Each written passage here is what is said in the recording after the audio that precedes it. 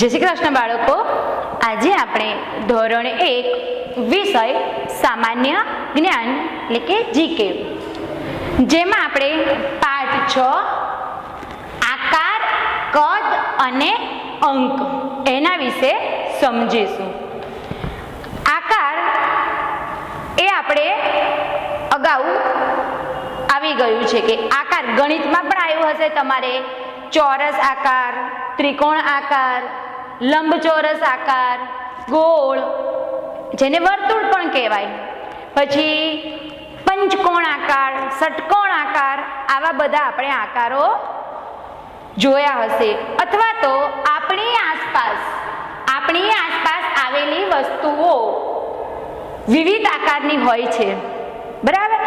પછી જો મમ્મી રોટલી બનાવે એ પાટલી કેવી ગોળ હોય ને, હા. પછી રૂપિયાનો સિક્કો ગોળ હોય, મમ્મીના હાથમાં પહેરેલી બંગડી ગોળ હોય.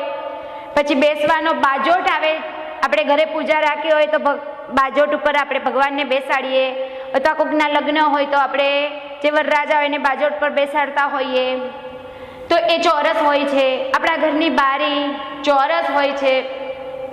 પછી મંદિર પરની ધજા જોઈ છે ને, ત્રિકોણ આકારની હોય છે. બીજું કે તમે કોઈને બર્થડેમાં ગયા હોય અને ટોપી પહેરી હોય, એ પણ ત્રિકોણ આકારની હોય છે અથવા શંકુ આકારની. પછી શું કહેવાય કે આપણે જોકરની ટોપી, એ પણ ત્રિકોણ આકારની હોય છે. અને લંબચોરસમાં તો આપણું પુસ્તક, તમારા પાસે જે પણ પાઠ્યપુસ્તક હોય, જે પણ ચોપડીઓ હોય, એ લંબચોરસ આકારની હોય છે. કંપાસ બોક્સ એ પણ લંબચોરસ આકારનો હોય છે. તો આપણી આસપાસની વિવિધ વસ્તુઓ છે જેના આકારો જુદા જુદા હોય છે, એના પરથી પણ આપણે આકારને ઓળખી શકીએ. દડો રમો છો જે તમે, તે ગોળ હોય છે, બરાબર ને? હા. ઈંડું લંબગોળ હોય છે. તો આપણે આપણી આસપાસ આવેલી વસ્તુઓના વિવિધ આકારની હોય છે એ જોઈએ. પહેલા આપણે એના નામ જોઈ લઈએ. ચોરસ વસ્તુ કઈ? તો બાજોટ. વસ્તુ કઈ છે? બાજોટ. એનો આકાર કેવો છે? ચોરસ. અને બીજું કે કદ. કદ એટલે નાનું મોટું જે હોય એને કદ કહેવાય છે. હાઈટ જેને કહીએ આપણે, લંબાઈ. અથવા તો એવું કહીએ કે ભાઈ આ વસ્તુ કદમાં નાની છે, એટલે કે જુઓ, આપણે મોનેકો બિસ્કિટ લાવીએ એ કેવડું હોય? સાવ નાનું, એટલે કે કદમાં નાનું. અને આપણે બાજોટ એ મોટો, બારી એનાથી પણ કદમાં વધારે મોટી, એની પહોળાઈ લંબાઈ અને જે થતું હોય એનો આખો આકાર બનતો હોય, વિશાળ હોય તો એ મોટું કદ કહેવાય. સાવ નાનું ચોરસ હોય તો નાના કદનું ચોરસ કહેવાય. તો એ પ્રમાણે એને કદ કહેવાય. જેટલી જેણે જગ્યા રોકી છે, ક્ષેત્ર, એ પ્રમાણે એનું કદ કહેવાય છે, નાનું કે મોટું. ફરીથી બાજોટ, એનો આકાર ચોરસ અને કદમાં મોટો, બિસ્કિટ કરતા મોટો અને બારી કરતા નાનો. આપણા ઘરની બારી ચોરસ પણ વધારે મોટી, શેના કરતા? બાજોટના કદ કરતા તે મોટી. પછી આપણે કદમાં જોવા જઈએ તો તમારા ઘરમાં જુઓ, ભાઈ બહેન હશે, જો તમારાથી મોટા હશે તો એ તમારાથી કદમાં મોટા હશે, એટલે કે હાઈટમાં. અને તમે નાના હશો, પપ્પા મોટા હોય લાંબા, મમ્મી એનાથી થોડી નાની દેખાતી હોય, તો આ પ્રમાણે એને લંબાઈ અને એની ટૂંકાઈ એના પરથી ખબર પડે એનું કદ. મેં કીધું ને કે મોનેકો બિસ્કિટ ચોરસ ખરું પણ એ નાનું, અને બાજોટ બિસ્કિટ કરતાં મોટો, જ્યારે બારી એ બિસ્કિટ અને બાજોટ બંને કરતાંય કદમાં મોટી. તો સમજ પડી બાળકો કદમાં કે કદ કોને કહેવાય? ઓકે, ચલો હવે આપણે આગળ વધીશું. તો બાજોટ વસ્તુ છે, આકાર એનો ચોરસ છે અને કદમાં તે મોટો છે. બારી ચોરસ છે, કદમાં તે મોટી છે. મોનેકો બિસ્કિટ ચોરસ છે અને આ બંને કરતા કદમાં તે નાનું છે. 1 રૂપિયાનો સિક્કો ગોળ છે કદમાં તે નાનો છે. બંગડી ગોળ છે પણ રૂપિયાના સિક્કા કરતાં મોટી છે. જોકરની ટોપી ત્રિકોણ છે અને કદમાં નાની છે. ધજા ત્રિકોણ છે પણ મોટી છે. તો જોકરની ટોપી એ ધજા કરતાં નાની અને ધજા એ જોકરની ટોપી કરતાં મોટી. પુસ્તક લંબચોરસ અને મોટી.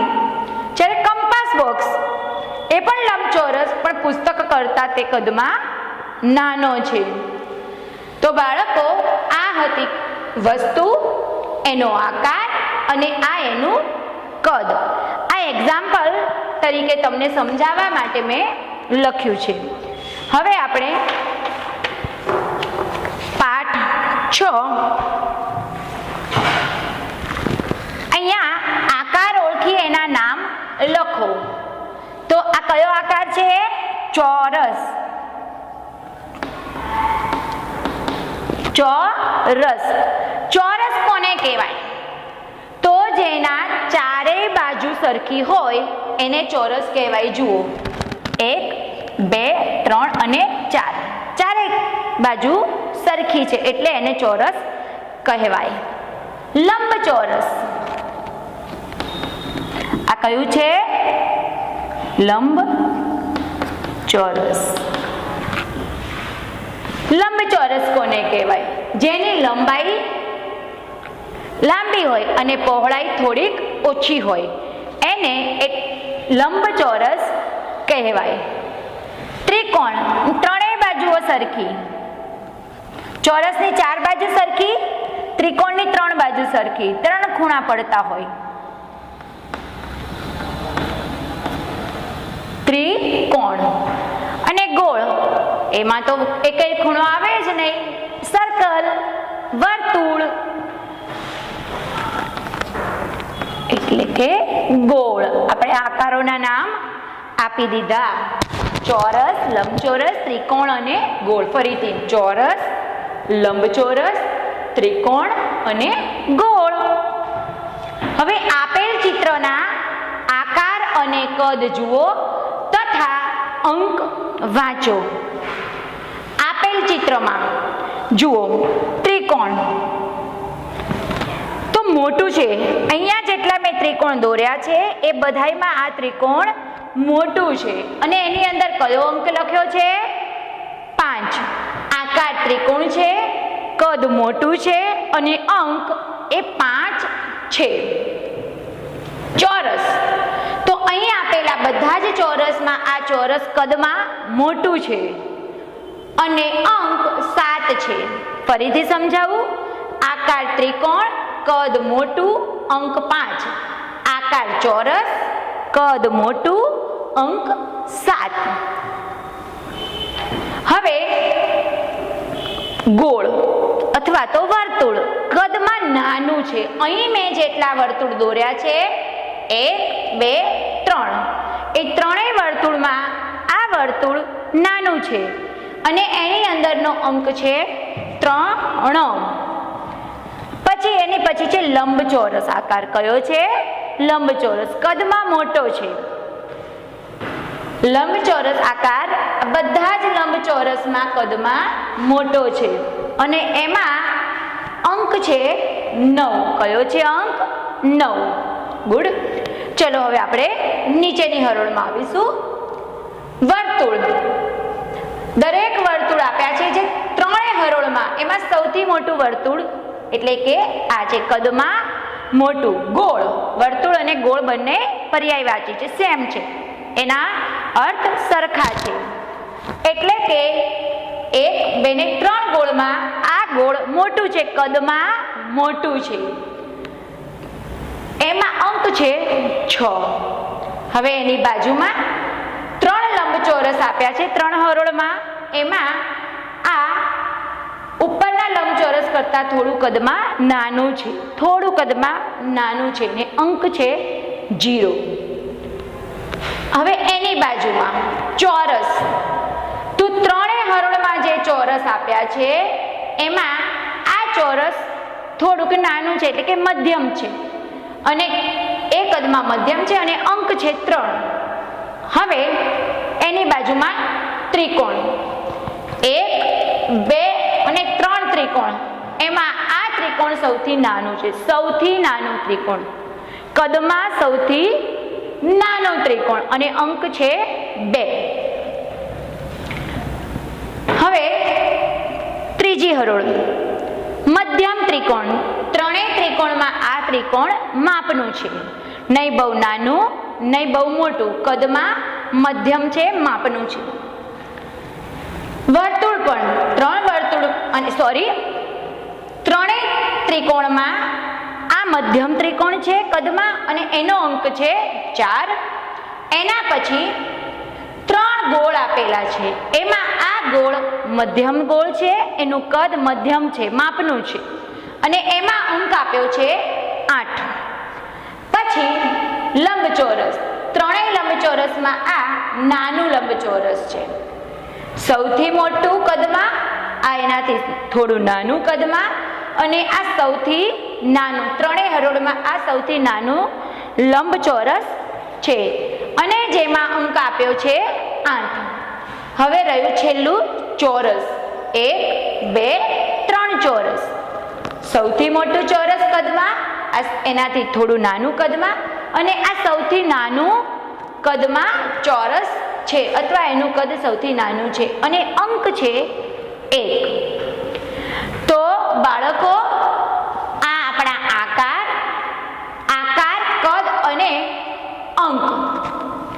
હવે આપણે આનું સ્વાધ્યાય, ચિત્રના આકાર, કદ અને અંક આ આપણે હમણાં જોયું.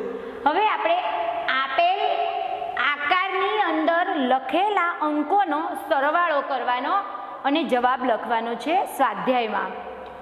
તો પહેલું આપ્યું છે આપણને ચોરસમાં આપેલ અંકોનો સરવાળો લખો. તો પહેલા આપણે ચોરસ જોઈ લઈશું બાળકો. 7, પહેલા ચોરસમાં 7, બીજા ચોરસમાં 3 અને ચોથા ચોરસમાં 1, એટલે કે 7 ને 3 10 ને 1 11. ફરીથી સમજાવું. 7 પછીથી 3 ઉમેરવાના, 8 9 10 અને વળી પાછો 1 એટલે કે 11. 7 ને 3 10 ને 1 11. તો અહીંયા આવશે 11. 7 પછીથી 3, ફરીથી સમજાવું છું એટલા માટે. 8 9 10, આ 3 લઈ લીધા, હવે વધ્યો 1, 10 ને 1 11. હવે છે લંબચોરસમાં આપેલ અંકોનો સરવાળો લખો. હવે આપણે લંબચોરસમાં અંક આપ્યા છે એ લેવાના છે. 9, આમાં તો 0 છે એટલે કશું નહીં આવે, અને 8, તો 9 ને 8 17. 9 અને 8 માંથી 1 ઉમેર્યા એટલે 10, 8 માંથી 1 ગયો તો એટલે 7. તો 9 ને 8 17. અથવા તો આપણે રફ કામ કરીએ, 9 તો છે જ, વત્તા 1 2 8 0 કરીએ, 3 4 5 6 7 8. તો 9 પછીથી 10 11 12 13 14 15 16 ને 17. તો શું જવાબ આવ્યો બાળકો? 17.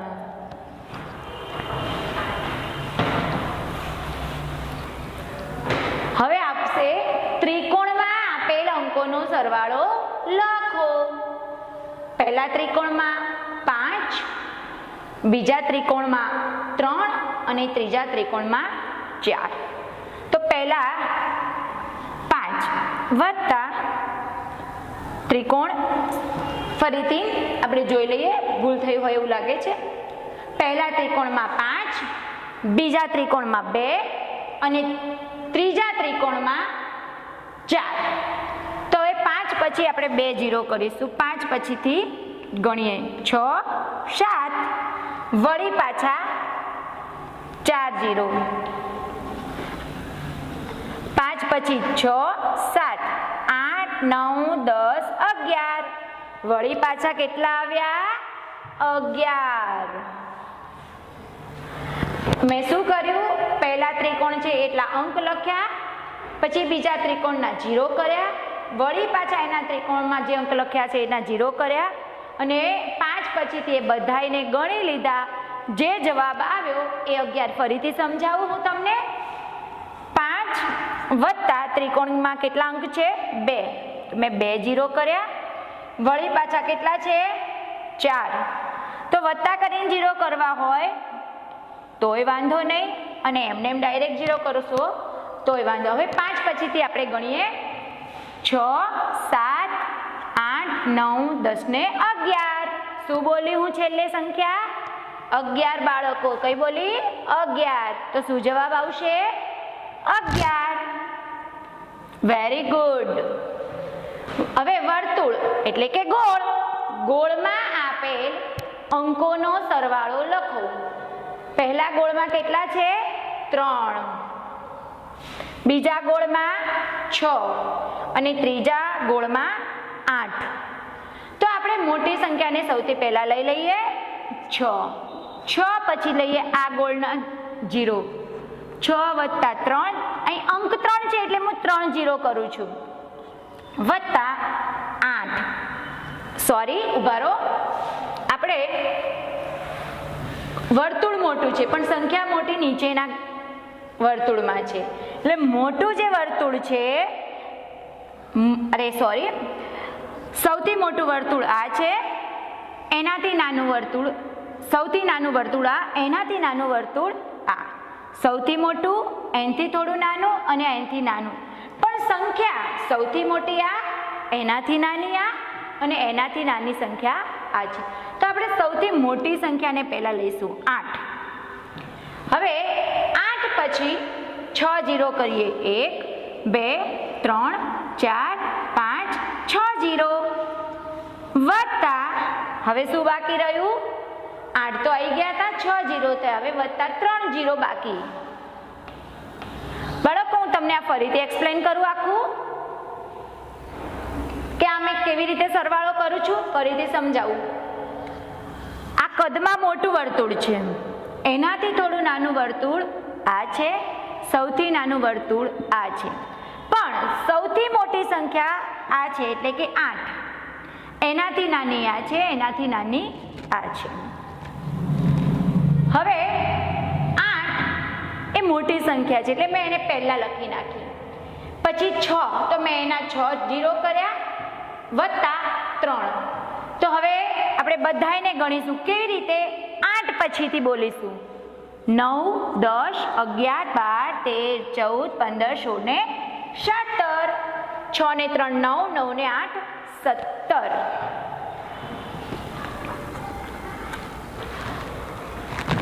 તો બાળકો આ હતા આપણા અંકોના સરવાળા જે આકારમાં આપેલા હતા તે. હવે કદમાં નાનું અને મોટું આ તમારે ખાલી સમજવાનું છે. માટલું એ કદમાં મોટું હોય અને કુલડી એ કદમાં નાની હોય. ઝાડ કદમાં મોટું હોય, છોડ કદમાં નાનો હોય. જેમ કે લીમડાનું ઝાડ કેટલું વિશાળ વૃક્ષ હોય, પીપળો હોય તો વિશાળ હોય. એની જ સામે તુલસીનો છોડ જોયો છે ને, કેટલો નાનો હોય. હા, તો એ કદમાં નાનો છે. આપણે કદ વિશે મેં હમણાં સમજાવ્યું ને કે જેની હાઈટ એટલે કે નાના દેખાતા હોય, જેની લંબાઈ ટૂંકી એ કદમાં નાનો, જે લંબાઈમાં મોટો, લાંબો, હાઈટમાં મોટો, એનું કદ મોટું કહેવાય. આપણે આમાં જ જોયું છે સૌથી મોટું કદનું ત્રિકોણ, થોડુંક મોટું કદનું ત્રિકોણ, સૌથી નાના કદનું ત્રિકોણ. બસ નાનું હોય એ કદમાં સાવ નાનું કહેવાય અને મોટા હોય એને કદમાં મોટા કહેવાય. હવે માટલું કદમાં મોટું, કુલડી નાની, ઝાડ કદમાં મોટું અને છોડ નાનો. શેરડી કદમાં મોટી હોય અને જાડી હોય. દીવાસળી કરતાં તે મોટી અને જાડી હોય, જ્યારે દીવાસળી કદમાં પાતળી હોય. દૂધી જાડી હોય, ભીંડો પાતળો હોય.